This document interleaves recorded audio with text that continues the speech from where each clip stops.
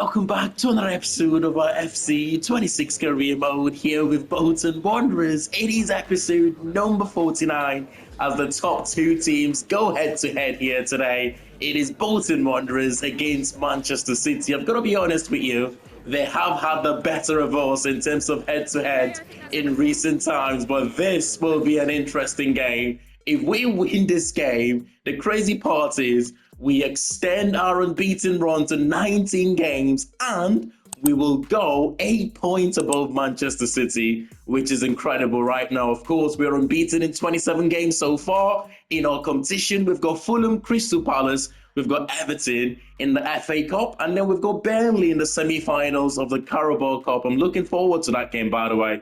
If we can win that one, we go into the finals of that competition with an opportunity to win our first trophy this season. The January transfer window is now officially open. We will maybe bring in a midfielder and we will see what happens in the next few games anyway. But the plan is to bring in a midfielder. It's always difficult to do that, especially when the team is doing quite well at the moment. It is a rainy condition, which will make this game more difficult, even more difficult for us. Facing Manchester City is never easy, but when the conditions is not in your favour, it makes it even more difficult. But come on, the Trotters. This is actually one of the games that I look forward to every season, Manchester City. As I always say though, they're not the most difficult teams that I've faced in the Premier League. However, they are the most difficult to get a positive result against. The good news is, and we did win against them at the last stages of last season, and given the form we have been in this season, our unbeaten run is on the line here. You would hope we can get a positive result today, but let's see how our opponents will line up. They've got Donnarumma, they've got Kusanov, Yurin Timber they've signed, playing at right back for them. And Jeremy Doku, Haaland and Ryan Cherki as their forward three. Savino is on the bench. It is going to be a tough game for us. I mean, it's gone quite quiet in this first half, which is good. The rainy conditions has not helped either team, to be honest. I'll tell you what, 0-0, 39 minutes, not so long to go into the break. I'll certainly take this right now. Jeremy Doku, no! Collins have given away a penalty there and a yellow card. I tried to just aim the slide tackle in front of him to block the cross there. But it's just took him out there, Collins. That's the second penalty is given away this season. And by the way, Manchester City have got, is it Nipan or Naipan playing in midfield for them? Good young player who must have been out on loan for a few seasons. Oh my goodness. Erling Haaland completely misses the target from the spots. That's incredible. I couldn't believe Haaland missed that penalty, towards the back end of the first half there. That's not a good start. So the second half, Phil Foden drives forward. We've tried to close him down. He's still in possession. Phil Foden's still going. He plays in Ryan Cherki on his left foot. It's just, what a player, by the way. What a player, Cherki. 7 goals in 19 appearances for the attacking midfielder for Manchester City. He's playing from the right wing today, actually. But that is a good finish. Phil Foden have done the hard job there, to be fair, and just first time finish for Cherki. And Manchester City have gone in front here, we have had 1 or 2 chances in this game, not quite clear cut, but they're so difficult to get results against Manchester City. Oh, that's a good ball to Nelson Viper. Nelson Viper plays it Taylor. Taylor tries to find the far post. But the big goalkeeper, Donnarumma, makes an incredible save and City is still 1-0 up. Erling Haaland is sloppily giving possession away here to Isaac Price. Isaac Price plays and Nelson Viper who gets his 19th goal of the season. Oh my goodness, and 6 consecutive goals now, or 6 consecutive games where he's scored for us now. Oh, what a player, man. I mean, he's aiming for that Jamie Vardy's record we talked about in the previous episode. 11 consecutive games Vardy scored in. Whoa, we've got defending to do here. But Nelson Viper has now scored in 6 consecutive games and counting. Can you imagine though? If he breaks that record, I've got to stay focused here. Haaland goes for the shot. It's been blocked and we have prevented it from going out for the corner. 2 minutes of stoppage time.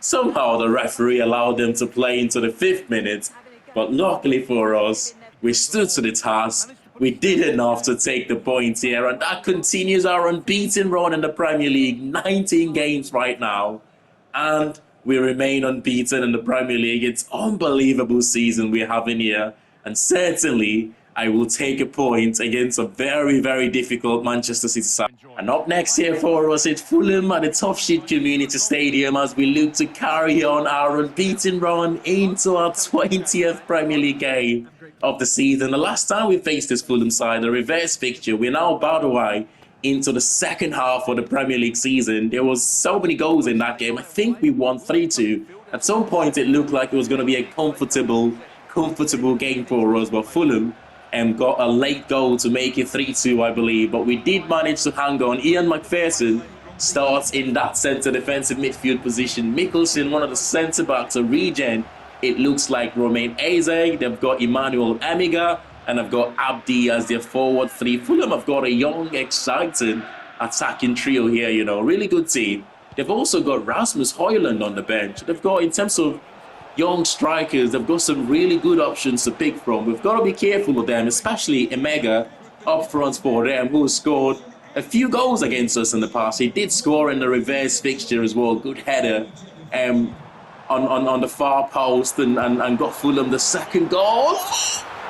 It's in the back of the net, but I don't think it's going to count. The smallest man on the pitch, Lloyd Yandel, attacking the cross there from the left back. Thierry Small is just narrowly offside. How unlucky is that, man? He doesn't score too many headers though, but he seems to be improving. I'm such a big favourite of Lloyd Yandel from that right hand side. You know, he's so different to a Philip Bungard in the sense that, oh, that's a good ball. That's a good ball. Diego Rodriguez should have certainly converted that one. We've created some chances in this game, just nothing to show for it just yet.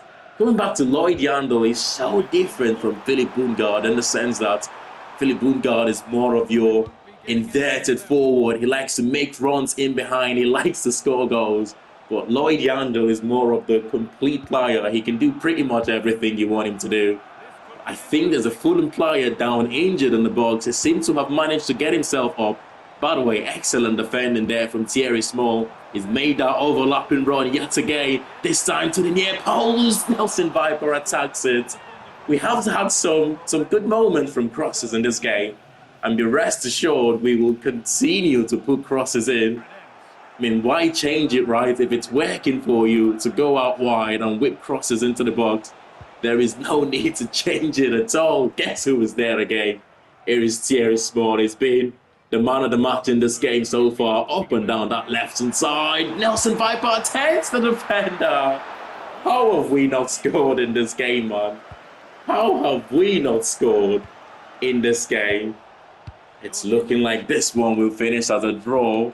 And of course, if we don't, or if Nelson Viper doesn't score, it brings that 6th consecutive goal record right now to an end, which means if he wants to break that Jamie Vardy's record, he's got to have to score a goal here with 2 minutes to go. We have to win the game, the most important thing here, or at least create one more opportunity at the end here. Oh my goodness.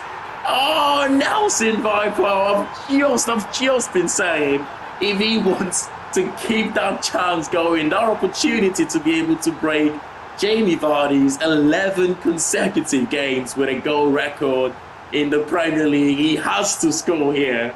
And we have to win this game, most importantly. And look who was there to put that one in the back of the net. I think that's an assist from Diego Rodriguez. And Nelson Viper, with his 20th Premier League goal of the season. I mean, he's looking really scary right now, isn't he? He scored 24 Premier League goals last season, and he scored 20 already in 20 games, with 18 to go until the end of the Premier League season. It's another 3 points for us. What a season we're having. Right now, it doesn't seem like anyone is capable to stop us in this division. Come on, the Trotters. We've got an interesting goalkeeper situation right now because Alistair McGill has returned from his loan at Cardiff City, 2 seasons loan, which has now come to an end and the transfer window is still open. He's 75 rated as of at the moment, and that means we have 4 goalkeepers in the squad right now. We've got Senny Dieng, who we signed on a free. We've got our first choice, Owen Goodman. We've got Kirkpatrick, who we had to recall on loan due to the goalkeeper situation at the start of the season. And we have now got Alistair McGill, who is an exciting prospect and 75 rated, 19 years of age.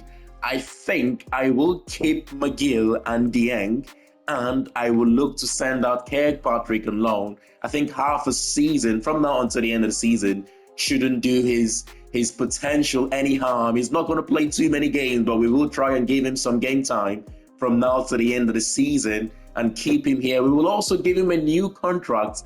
He's open to contract talks. He's only on just over 3k in wages there, which is quite low for a 75 rated goalkeeper. Owen Goodman, on the other hand, though, is on 14k. So I'm open.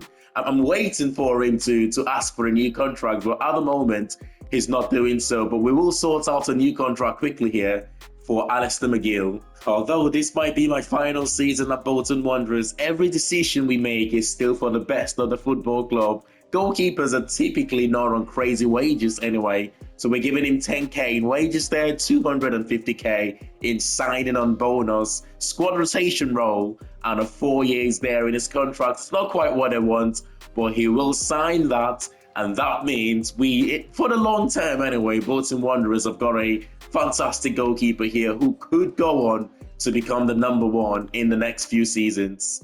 And it's all eyes on Nelson Viper here today as we arrive at Selhurst Park looking to face Crystal Palace. 20 Premier League goals and the top scorer in the Premier League, scoring in the last 7 games as well. That's 7 consecutive goals in the Premier League, or 7 consecutive games where he's scored a goal now.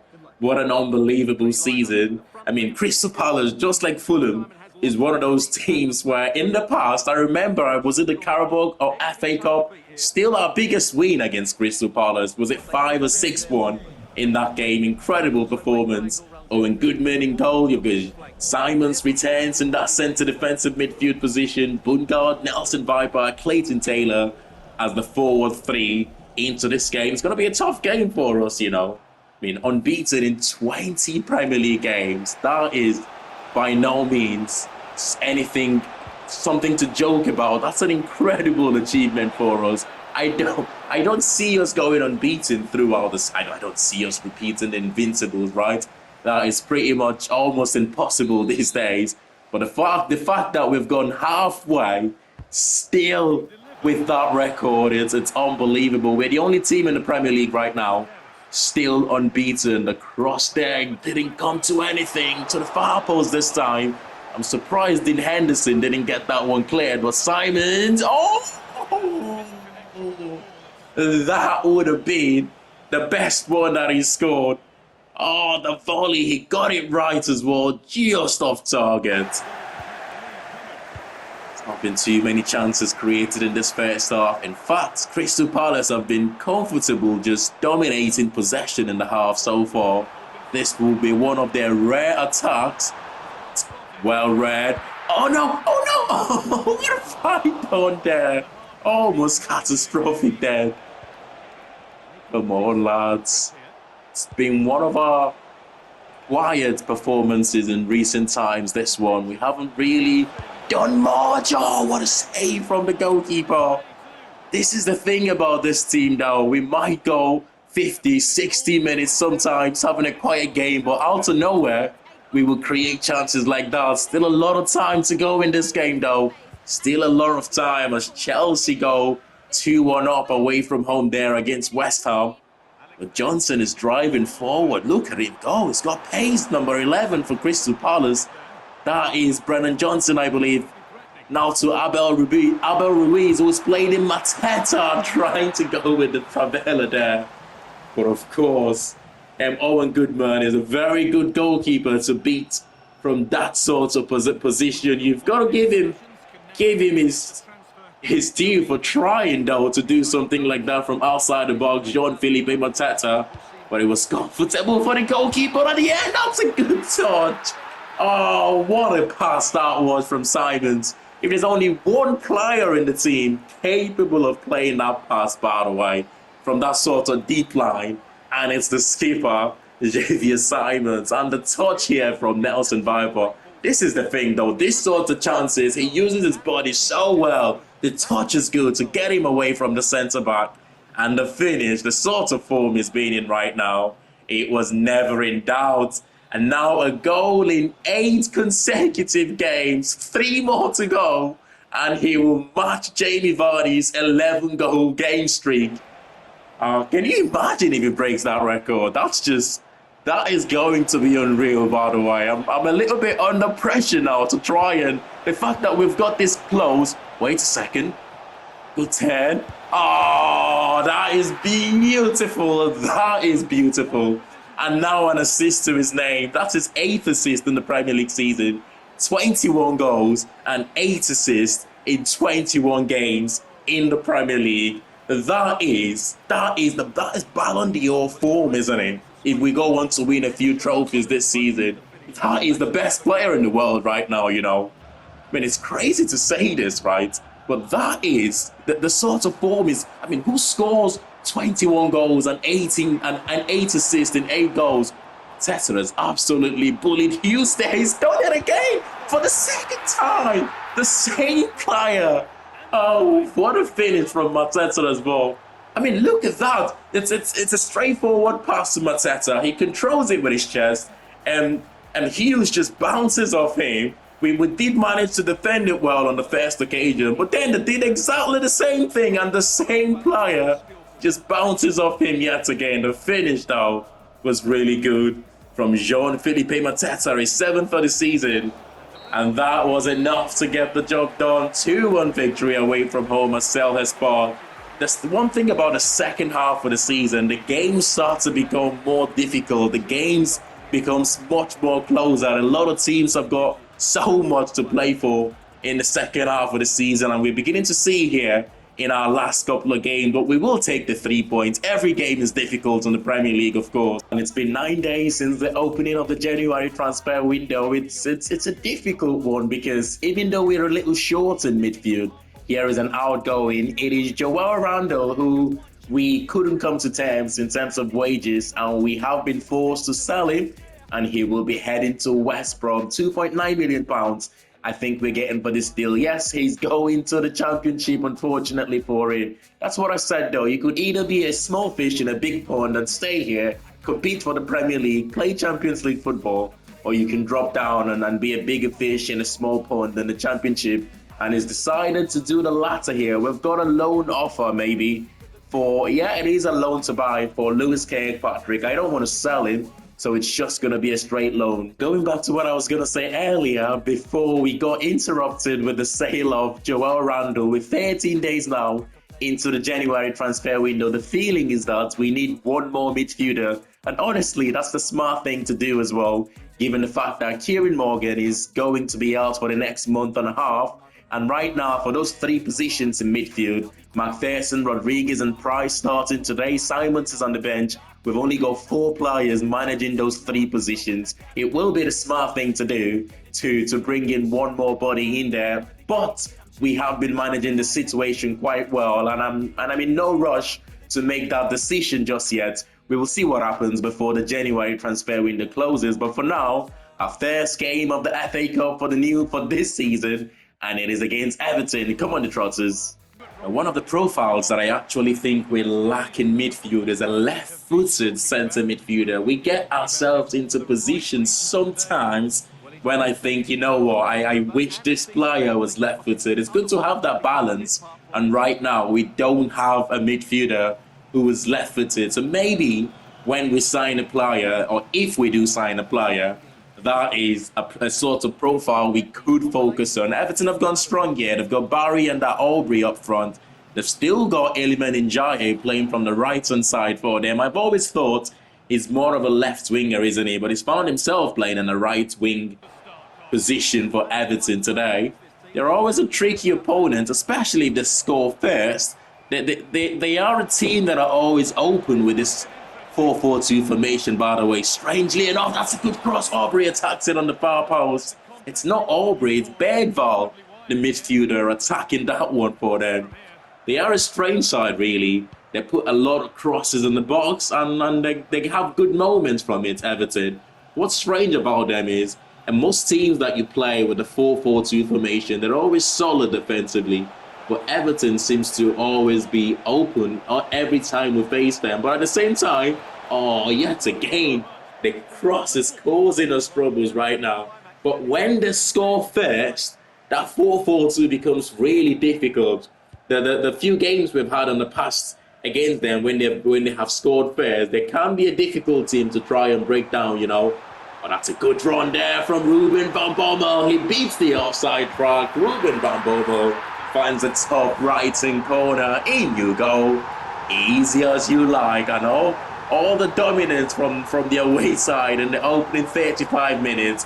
It is one simple pass from, I think it's Diego Rodriguez there with that pass. It is one simple pass, just breaking their defense. And Ruben van Bommel gets his first goal in the FA Cup. He's had a good season, hasn't he? He's had a good season. I mean, this is what happens when you spend some money to reinforce the team. The big signings that we have made this season, they have all stepped up. Ruben van Bommel have been good attacking-wise. Over the top here to Wang Yudong. Surely 2-0 here. How has he missed that one? I mean, the confidence is low right now for our young winger, who of course very capable of playing up front as he's doing here today. I mean, confidence is a big thing in football, isn't it? I always say this. You look at Nelson Viper scoring for fun right now.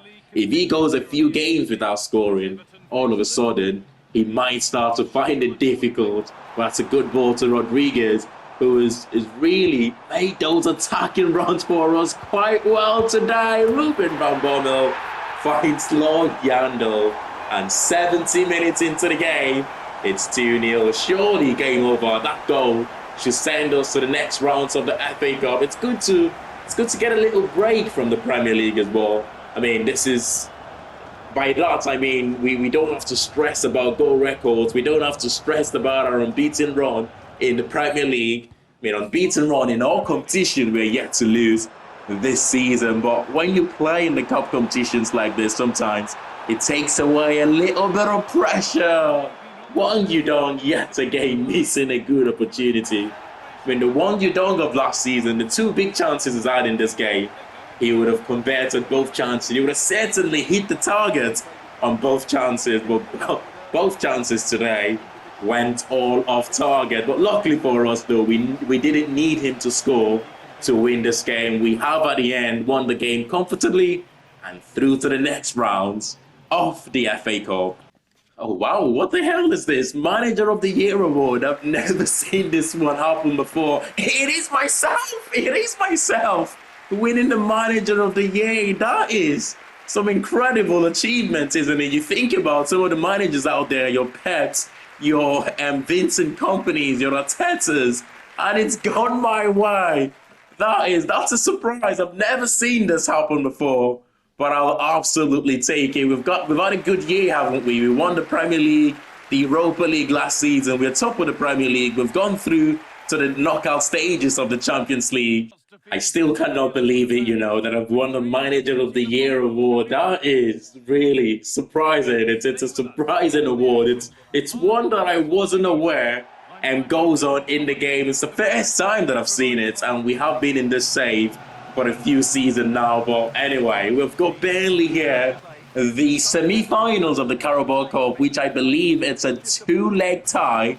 So this is the first one here at the Toughsheet Community Stadium. McGill starts in goal again.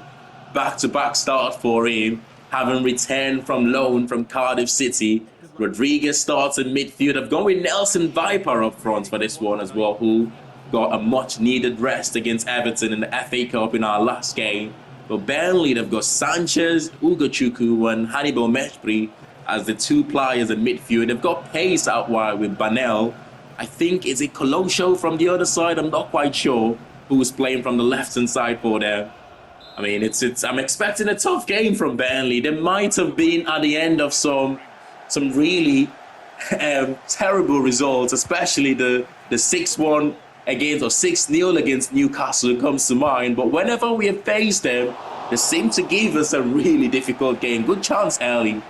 They seem to give us a difficult game, to be honest. We only won 1-0, maybe 2-0 when we faced them in the league this season. They have got one or two good players in that team. Hannibal Meshbury stands out in midfield. Renato Sanchez, I think, is playing in the centre defensive midfield position for them. Once upon a time, a very special talent, but Philip Bungard, normally he will score from that position. That is not one of the best we have seen from him. Normally he'll find the top corner there, but still in possession here. Diego Rodriguez is just dictating the tempo of this game so far. Nelson Viper, one player who's not going to miss with the form he's being in right now. It's not going to count in the consecutive games with a goal record, because that is just focusing on the Premier League. This is a different competition today, but it doesn't matter. He's still capable of finding the back of the net. Left foot, right foot, header. It's just, I've said too much about him at this stage. I've said too much about him. One of the best strikers I've used on FCs. He's a special talent, you know. And long may he continue banging in the goals for us. That's his first one in the Carabao Cup this season. Out wide, Renato Sanchez finds Hannibal Meshbury, who seems to pop up in every single position for them here today. But that's a good defensive header from Simons, who's playing as one of the centre-backs today. Ugochukwu, is he going to cross? No, he keeps hold of it. Finds Banel. Banel's to Renato Sanchez, who gets the equaliser for Burnley. 19 minutes into the game. It's 2 goals already. 1 from each team. Normally in semi-finals like this, you expect more of a cagey affair, but it looks like there might be goals today. Lots of goals. It's 2 already in the opening 19 minutes here.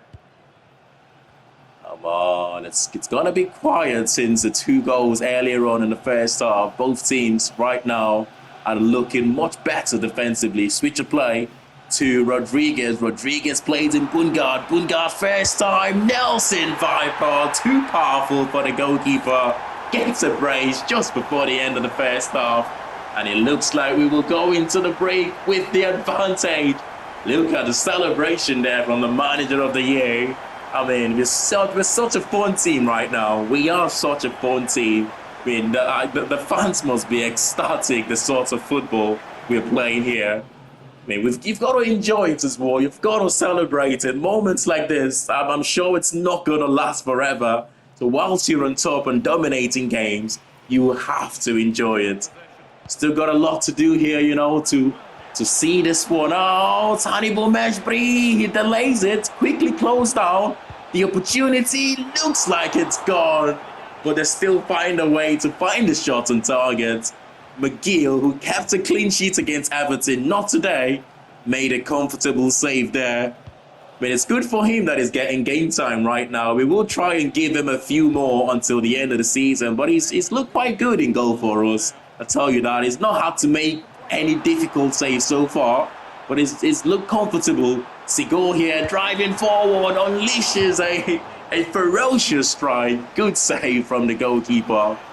Substitutions, Nelson Viper replaced by Sam Dolby. Charlie Hughes also coming on to replace our left back, and that means we will have our other centre back Gomez going into that left back position to try and see out the remaining 15 minutes of this game. It's all about the fresh leg. It's all about rotation. We cannot afford to have any other players injured right now whilst we go through this busy January and period as well as December, which we did last month. But it's a 2-1 victory for us in the end.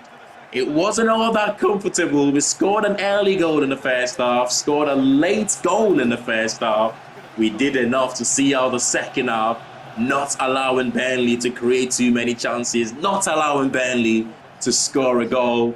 We will go into the first leg here with the advantage against Burnley. Nelson Viper with a brace for this one. Fantastic performance. I still cannot believe, right, that we're still unbeaten this season in 21 games played in the Premier League. We are unbeaten in all competition, by the way. 15 wins, 6 draws, and our next game against Brentford. But we are top of the league. We're 6 points clear of second place Chelsea. We're now 7 points clear of Manchester City, who have dropped to third. Liverpool in fourth. The likes of Newcastle, Arsenal, Villa, Manchester United, Sunderland, and Everton completing the rest of the top 10 there. The bottom 3, it's West Ham are rock bottom right now. Burnley, Sheffield United, and Fulham, and the likes of Bournemouth just about avoiding relegation. Actually, it's only 3 points separating Brighton from the relegation places right now. So in terms of teams going down, even Tottenham are not safe. It's going to be a long season for those teams. And we have got that offer for Lewis Kirkpatrick to Watford, which I'm just waiting for that move to complete. So I think that should go through sooner rather than later for a couple of seasons loan move for the young goalkeeper. But take a look at this, by the way. Take a look at some of these stats, right? In terms of goals scored this season, Nelson Viper have scored 29 goals in 30 games this season. Okay, you take away the Super Cup, which not a competitive game in my books. He scored 28 games, or he scored 28 goals in 29 games, 21 in 21 in the Premier League, 5 in 6 in the Champions League, 2 in 2 in the Carabao Cup. Oh my goodness. I mean, the last season, in my opinion, he should have been up there for the player of the season, and he should have certainly been in the team of the season, but he was overlooked. But this season, if he's not in the team of the season, if he's not up there to win the player of the season, something has absolutely gone wrong. Of course, he's got to keep this form going now, from now to the end of the season. But let's take a look for the race for the Golden Boot. Of course, it's Nelson Viper leading the way there. Lindelof scored 17 in 20, by the way. He's having a really good season. You've got the likes of Juan Visa, Igor Jesus, Bolton Wanderers, Dembele, Matisse Tell for assist. Visa leads the way, Bolton Wanderers. Nelson Viper is still up there in terms of assists as well. For clean sheet, Goodman leads the way, 9 clean sheets in 20 games. He's on track to win the Golden Gloves come the end of this season. But smash a like on the video if you have enjoyed this one, and of course